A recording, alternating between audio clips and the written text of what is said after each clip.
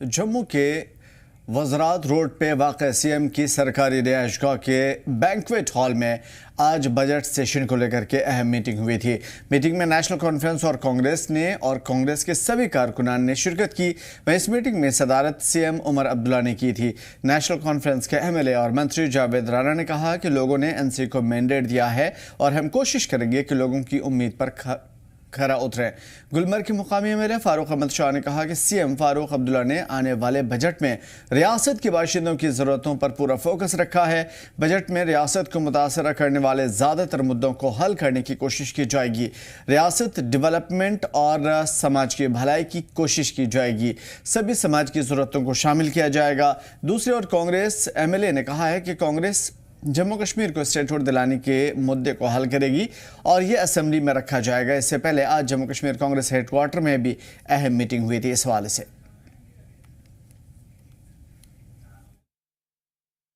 हमने देखा कि हर जिले में, हर ब्लॉक में, हर कॉन्स्टिट्यूंसी में अपने अपने इश्यूज हैं। हम चाहते हैं कि ये इश्यूज हाउस में उठे और उनका हल हो जाए। इस सिलसिले में बड़ी कोऑर्डिनेशन में ये मीटिंग हुई और नेशनल कॉन्फ्रेंस की जो लेजिस्लेटिव पार्टी की मीटिंग पहले हुई 2 बजे से, फिर उसके बाद 3 बजे के बाद हमारे जो अलाइज हैं उनके साथ हुई। और ये इसमें यह है कि डॉक्टर फारूक अब्दुल्ला साहब जो नेशनल कॉन्फ्रेंस के सदर थे, उन्होंने भी शमूलियत की, उन्होंने भी अपने ख़यालात का इजहार किया और हमने चीफ मिनिस्टर उमर अब्दुल्ला साहब ने भी अपने ख़यालात का इजहार किया। जम्मू कश्मीर इस वक्त यूटी के दर्जे में पिछले 7 साल से स्टेट न होने और यूटी के अंदर ये पहला बजट सेशन इलेक्टेड हाउस का हो रहा है।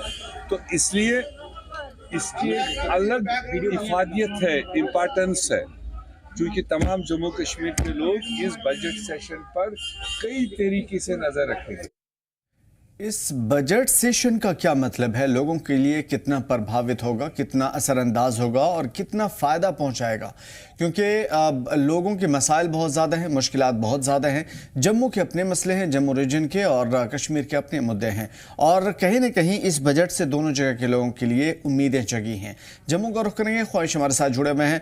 ख्वाहिश, क्या कुछ है इस बजट का मतलब, ख़ासतौर पर अगर ओवरऑल जम्मू कश्मीर के लोगों को फोकस करते हुए जम्मू के लोगों को, जम्मू के रीजन के लोगों को बात करें, तो क्या कुछ है इस बजट का मतलब? जी आमिर, देखिए, अगर हम बजट की बात करें तो जनता की चुनी हुई सरकार यानी कि उमर अब्दुल्ला गवर्नमेंट जो है वो बजट पेश करने वाली है। उनके लिए ये अपनी तरह का ये पहला एक्सपीरियंस होने वाला है, क्योंकि इससे पहले जब भी एनसी की सरकार रही है वो एक स्टेट में रही है, लेकिन पहली दफा है कि यूनियन टेरिटरी के अंदर जनता की चुनी हुई सरकार है और नेशनल कॉन्फ्रेंस इस सरकार को रूल कर रही है। उनके लिए तजुर्बा बिल्कुल नया होगा। अब बहुत सारी चीजें उनके पास नहीं है, लेकिन उसके बावजूद भी उनको सरकार चलानी है। अब बजट केंद्र ने आवंटित किया है और उस बजट को जम्मू कश्मीर में कैसे लगाया जाए, कैसे हर एक शख्स तक पहुंचाया जाए, उसको फायदा दिया जाए, इसको लेकर उमर सरकार ने पूरा पुलिंदा तैयार किया है और 7 मार्च को जो है वो बजट पेश भी कर देंगे। लेकिन बड़ी बात यह है, ठीक बजट से पहले ये बैठकें होना, कहीं ना कहीं सभी एमएलए और खास तौर पे जो घटक दल हैं, यानी कि जो दल रूलिंग पार्टी को सपोर्ट कर रहे हैं, उनको अपने साथ लेके आना, उनको अपने साथ तमाम चीजों में जो है उनकी तमाम बारीकियां छोटी छोटी हैं सरकार में, जो कि आगे कोई मुश्किलात खड़ी ना करें, उसको लेकर चर्चा करना ये बहुत अहम था, जिसको लेकर कांग्रेस हो, सीपीआईएम हो, निर्दलीय हो, जिन्होंने उमर सरकार को सपोर्ट किया, वो सभी एक साथ जो है वो आज बैठक में जो है वो नजर भी आए और सबने अपनी तरफ से जो है कहीं ना कहीं सुझाव दिए।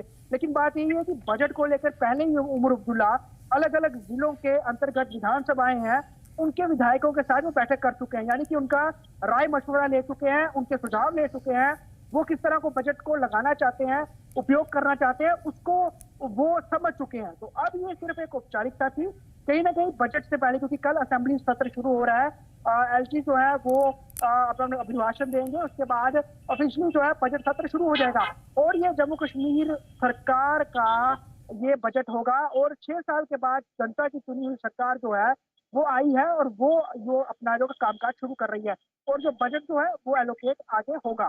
बड़ी बात यह है किस तरह से पैसे को यूटिलाइज किया जाएगा।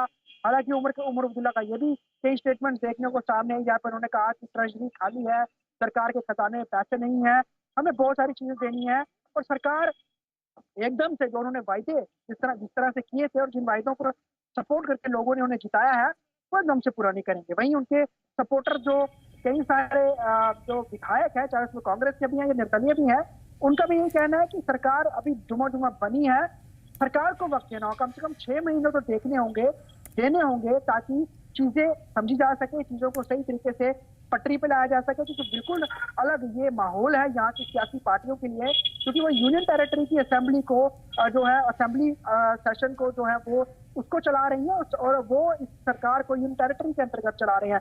बड़ी सारी चीजें देखने की बात है।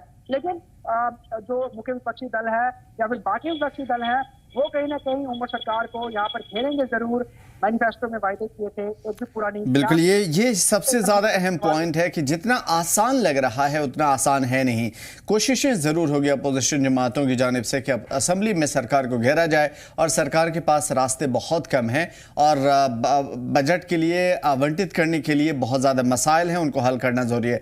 राही भी हमारे साथ जुड़ चुके हैं। राही, आपसे ये समझने की कोशिश करेंगे जिस तरीके से डिफेंस का जो भी बजट आता है, ज़ाहिर है कि सेंट्रल गवर्नमेंट उन तमाम तर चीज़ों को संभालती है और एज अ यूनियन टेरिटरी वो सारी चीज़ें सेंट्रल गवर्नमेंट देख रही है। लेकिन जिस तरीके से करीब 1000 करोड़ के आसपास एक पर्टिकुलर बजट फिक्स किया गया है जम्मू कश्मीर के लिए, पूरा इससे पहले का जो भी रहा है पास्ट में जम्मू कश्मीर में, चूंकि सिक्योरिटी का थ्रेट बहुत ज़्यादा है और चैलेंजेस बहुत ज़्यादा हैं, क्या इन तमाम तर चीज़ों में इसमें कुछ इजाफा किया गया, इसमें बढ़ोतरी की गई और सेंट्रल गवर्नमेंट और एडमिनिस्ट्रेशन सरकार मिलकर के इसमें कुछ और नया कुछ कर रही है एड ऑन?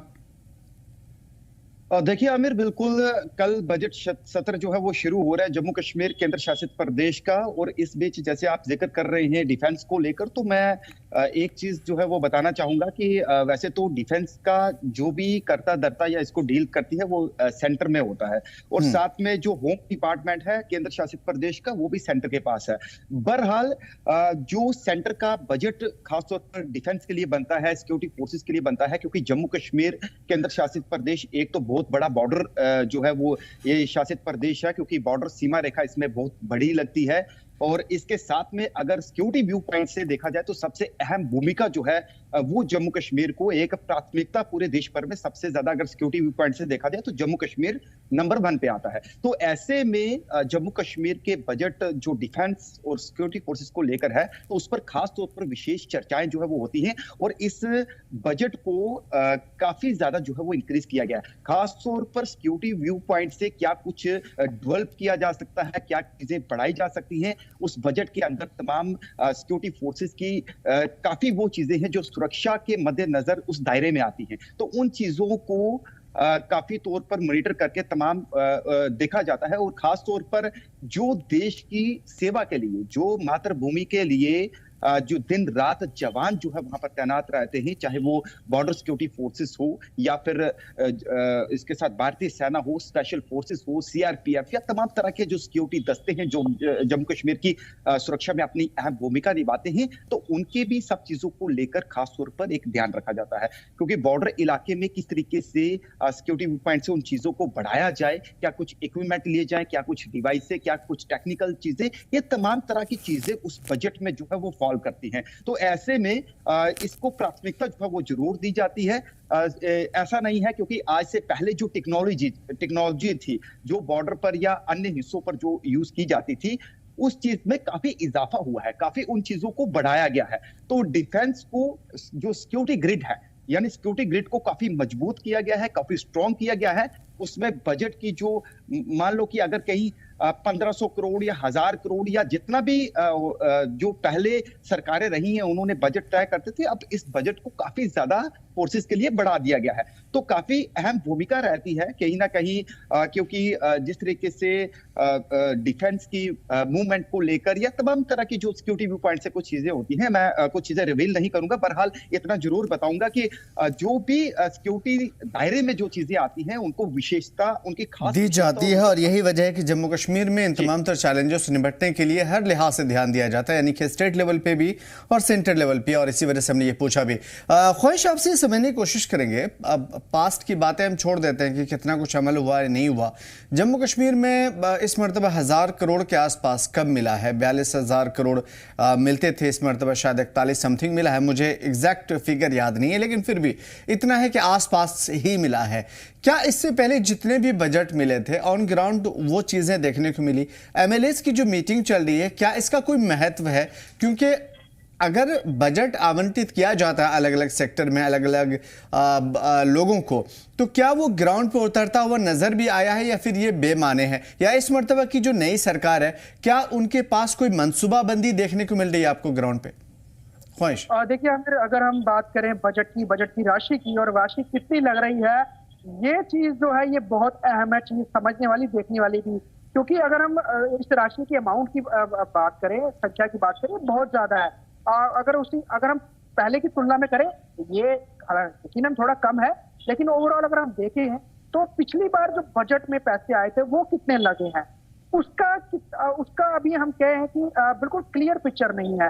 बड़ी सारी चीजों को ले डेवलपमेंट हो रही है, एक्सप्रेस वेज बन रहे हैं, मेडिकल कॉलेजेस बन रहे हैं, एजुकेशन इंस्टीट्यूशन बन रहे हैं, काम तो हो रहा है। लेकिन अगर हम एक प्रॉपर हम देखें तो इसको लेकर एक ऑडिट के जरिए ही पता चल सकता है कि जो बजट आवंटित हुआ है क्या वो पूरा खर्च हुआ है या खर्च नहीं हुआ या राशि बची हुई है, तो क्या वो अगले साल के बजट में उसे कैरी फॉरवर्ड किया जा रहा है, यानी उस राशि को आगे फिर दिया जा रहा है। मे भी कई दफा ये भी हो सकता है, हम देखें केंद्र ने इस बार बजट शायद हो सकता है, अगर हम एज पर टेक्निकल वे में देखें तो शायद इसलिए भी घटाया गया होगा कि पिछली बार का बजट शायद जो आवंटित किया गया था वो पूरा उपयोग में नहीं हुआ, उस राशि को भी अभी उपयोग में करना है, साथ ही साथ ये राशि भी दे दी गई।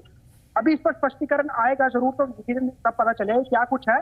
लेकिन कुछ विपक्षी दल जो है, खासतौर कांग्रेस ने भी इसका कहा है कि बजट का जो राशि है उसे घटाया गया है, नेशनल कॉन्फ्रेंस ने भी कहा है, तो उसको लेकर तो चीजें हैं। लेकिन जम्मू कश्मीर की बात करें, यहाँ पर बहुत सारे लोग सरकारी मुलाजिम हैं, बड़े सारे पेंशनर हैं, उसके अलावा बड़ा सारा ऐसा राशियां हैं जो सरकारी लोगों को जो है वो दी जाती है।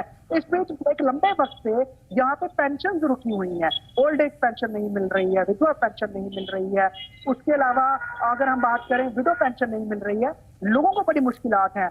तो कारण क्या है, ये भी एक बहुत बड़ी बात है। इस सरकार से ये उम्मीद है कि जो राशि 40,000 करोड़ की बताई जा रही है तो इसको कैसे खर्च करना है, और इसके लिए क्या पारदर्शिता के साथ हर एक चीज सामने रखी जाएगी कि इतना बजट आया है तो ये कहाँ कैसे खर्च किया जा रहा है। क्योंकि हमने देखा था उमर अब्दुल्ला सरकार बनने के बाद एमएलए को एक नई स्कॉर्पियो गाड़ी सभी को दी गई, जितने भी 90 विधायक थे। तो कहीं ना कहीं लोगों ने कहा कि सरकार बनते ही नई गाड़ियां, हालांकि अगर हम मोटर गैराजेस की बात करें, उनके पास गाड़ियां बहुत सारी हैं, पहले की भी हैं। अगर एक आम व्यक्ति की देखें तो अगर वो एक गाड़ी खरीदता है तो 15 साल तक एक गाड़ी को वो लेकर चलता है, अगर उसको सामान्य तौर पर उस गाड़ी का उपयोग करना है। तो क्या सरकारी अमले को जरूरत पड़ती है कि 5-6 साल के ड्यूरेशन में ही वो गाड़ियां बदली कर दे? हालांकि इसको लेकर अलग अलग तर्क किए गए, उसको लेकर लोगों को किस बात उसको हजम आई, कुछ हजम नहीं हुई। लेकिन बड़ी बात है, ये लोगों ने ही देखा कि अब सरकार बनते ही नई गाड़ियां आपने अपने विधायकों को दे दी है, तो लोगों का क्या? अभी भी हम सड़कों की हालत देखें, बहुत बुरी हालत है, जगह जगह टूटी हुई है, नए फ्लाईओवर्स नहीं बने हुए हैं, वो बनने की जरूरत है। उसके अलावा बहुत कुछ और करने की जरूरत है। तो सरकार को ये भी देखना होगा कि जो बजट आया है तो बजट प्रॉपर खर्च हो, वो लोगों तक पहुंचे, जमीन तक पहुंचे और लोगों को उसका फायदा मिले। इसको लेकर बहुत ज्यादा काम करना है। और जो पहले बजट आए हैं उसको लेकर भी सरकार को यकीनन एक पिक्चर क्लियर करनी होगी कि वो बजट, क्योंकि उस समय एलजी शासन था, उसको लेकर भी ऊपर सरकार को कहीं ना कहीं चीजें सामने लानी चाहिए कि पहले बजट आए थे उनमें कितनी राशि आई है, कितना खर्च हुआ है, कितने बचे हुए हैं, कितना खर्च हुआ। बिल्कुल सही बात है, और ये इन्हीं तमाम तर चीज़ों से शायद बेहतर तरीके से पारदर्शिता जो है दिखाई देगी सभी को, और यकीनन जो है इसी से सभी का यकीन भी बहुत ज़्यादा बढ़ेगा। राही, आपसे ये समझने की कोशिश करेंगे, जिस तरीके से स्टेट गवर्नमेंट अभी फिलहाल कोशिश में लगी है, अलग अलग पार्टी के लोगों से मुलाकात करी, मीटिंग का दौर चल रहा है। जम्मू कश्मीर में जैसा कि हमने कहा सिक्योरिटी का थ्रेट बहुत ज़्यादा है, मतलब सरहद की हिफाजत करना, सरहद के लोगों की हिफाजत करना, अंदरूनी जम्मू कश्मीर को हर एक चीज़ों से बचाना। क्या जिस तरीके से स्टेट गवर्नमेंट की अभी कोशिशें चल रही है, एडमिनिस्ट्रेशन की कोशिश चल रही है, क्या सेंट्रल गवर्नमेंट की भी कोशिश है इन तमाम तर चीज़ों में आप देख पा रहे हैं? देखिए आमिर, बिल्कुल एक चीज तो क्लियर है कि बीते 3 साल से, जब से धारा 370 हटी है, जो 35 से हटी है, उसके बाद सबसे बड़ी जो बात कही गई थी केंद्र की तरफ से कि आतंकवाद के खिलाफ जो है वो सभी मिलकर लड़ेंगे, चाहे वो सिक्योरिटी फोर्सेस हो या देश की सरकार हो। साफ तौर पर यह संदेश दिया गया था कि आतंक के खिलाफ कोई कंप्रोमाइज किसी भी लेवल का नहीं होगा। और ऐसे में जमीनी सतह पर ये सब चीजें प्रैक्टिकल होती दिखी हैं। जैसे कि कश्मीर घाटी के अंदर जो आतंकवादी घटनाएं काफी चरम पर होती थी, बहुत ज्यादा होती थी, उनमें काफी गिरावट आई है। और दूसरी तरफ अगर हम जम्मू संभाग की बात करें तो जम्मू संभाग यानी जम्मू डिवीजन के अंदर बीते 3 साल में कई आतंकवादी घटनाएं दिखी हैं। यानी रजौरी, पुंछ या फिर इसके साथ जो पीर पंचाल, चनाब वैली, सांबा, कठुआ, उसके बाद कई जगहों पर जो है आतंकवादी घटनाएं हुई हैं। तो ऐसे में साफ तौर पर ये सरकार बनने के बाद सरकार को भी इस चीज का पता है। चीफ मिनिस्टर उमर अब्दुल्ला ने कई बैठकें जो है वो केंद्र के साथ की है, सेंटर के साथ। होम मिनिस्टर ने कई बैठकें ली हैं। एलजी इंतजामिया को साफ तौर पर एक क्लियर कट कहा गया है कि सिक्योरिटी थ्रेट, मतलब कि जब भी कभी होगा या सिक्योरिटी को लेकर अगर किसी तरीके की भी कदम उठाने पड़े तो आप उठाइएगा। तो सिक्योरिटी व्यू पॉइंट से खास तौर पर आतंकवाद के साथ कैसे लड़ना है, या फिर बॉर्डर एरिया में बीते कुछ दिन पहले आमिर, जैसे आपने जो है वो ये खबर भी कैसे टीवी ने बड़ी प्रमुखता से चलाई, पाकिस्तान ने जो सीज फायर किया था, यानी सीज फायर वॉलेशन किया था, उसका संघर्ष विराम का उल्लंघन किया था, वो एक कहीं ना कहीं एक पैनिक क्रिएट हुआ था। उसके बाद तुरंत जो है एक फ्लैग मीटिंग हुई और उस मीटिंग में साफ तौर पर पाकिस्तान को एक करारे शब्दों में कहा गया कि अगर तुम इस तरीके का प्रयास या इस तरीके की हरकतें करोगे तो इसका भुगतान करने के लिए भी तैयार रहना। साफ तौर पर जो एक स्ट्रैटेजी, क्योंकि एलजी ने खुद इस चीज का बयान दिया था। तो ऐसे में वहां पर बॉर्डर के इलाके की, जैसे आपने पूछा कि लोगों के लिए, तो बॉर्डर इलाके में एक बड़ी मात्रा में जो है लाखों के हिसाब में लोग जो है वहां पर बसते हैं, यानी ग्रामीण क्षेत्र हैं। तो उन ग्रामीण क्षेत्रों में लोगों की सुरक्षा के लिए चाहे सरकार ने बंकरों का प्रोजेक्ट रखा हो या फिर बॉर्डर डेवलपमेंट के लिए तमाम तरह के ऐसे कई इनिशिएटिव, कई ऐसी चीजें जो है लाई। ये तमाम तरह कोशिशें सिर्फ इस वजह से है कि जम्मू कश्मीर को, जम्मू कश्मीर के लोगों को, जम्मू कश्मीर की सरहदों को हिफाजत की जा सके और मुल्क को तमाम तर चीज़ों से बचाया जा सके। और अब स्टेट गवर्नमेंट की बारी है कि वो इन तमाम तर चीज़ों में कोशिशें करे और जो लोगों की परेशानियां हैं उसे ख़त्म की जा सके। बहुत शुक्रिया राही हमारे साथ जुड़ने के लिए और ख्वाहिश तमाम तर बेहतरीन मालूमात के लिए। तो दोनों अंदाज से हमने आपको समझाया किस तरीके से बजट अहमियत रखता है जम्मू कश्मीर के लिए और किस तरीके से जम्मू कश्मीर के अंदर इस मरतबा बेहतरी देखने को मिली है।